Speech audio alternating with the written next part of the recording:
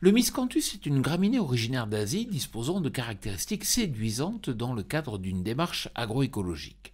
Quels sont ses atouts et pourquoi sa culture reste-t-elle relativement confidentielle en France ?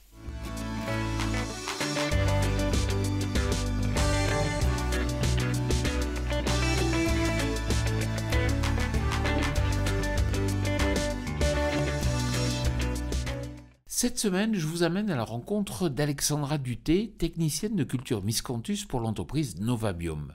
Bonjour Alexandra, le miscanthus peut-il avoir un rôle dans le cadre d'une transition agroécologique ?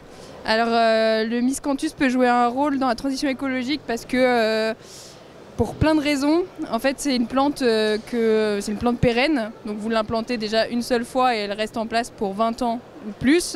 Donc vous n'avez pas besoin de retravailler votre sol, réimplanter, etc. À partir de la première année, une fois qu'elle est bien implantée, le gros avantage c'est que vous n'avez plus besoin non plus de mettre d'engrais ou de pesticides autres.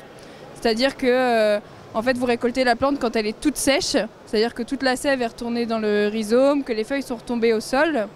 Et donc en fait, votre plante pour ça, elle est autonome. C'est-à-dire que l'azote dont elle a besoin, les nutriments, elle les retrouve grâce aux feuilles qui sont tombées au sol. Donc vous n'avez pas besoin de mettre d'engrais. Cette plante a aussi un impact sur la captation du carbone. Oui. En fait, justement, vu que tes feuilles tombent chaque année et qu'elles ne sont pas récoltées, sur votre parcelle, vous avez les résidus de feuilles et les résidus de tiges qui restent sur la parcelle, qui vont se décomposer.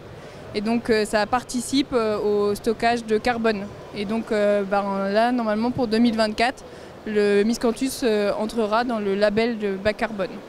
Avec toutes ces qualités, pourquoi la culture du miscanthus reste-t-elle encore confidentielle ? Par manque de connaissances, je pense aujourd'hui, même si elle commence à être de plus en plus reconnue, au moins par le monde agricole. Aujourd'hui, il y a encore des marches à monter, notamment au niveau des utilisations, pourquoi pas au niveau des collectivités locales pour du chauffage par exemple. Mais c'est encore une plante qui reste assez méconnue du grand public. Merci Alexandra. Quant à moi, je vous retrouve la semaine prochaine sur TV Agri pour un nouveau regard porté sur l'agroécologie. Bonne semaine à toutes et à tous.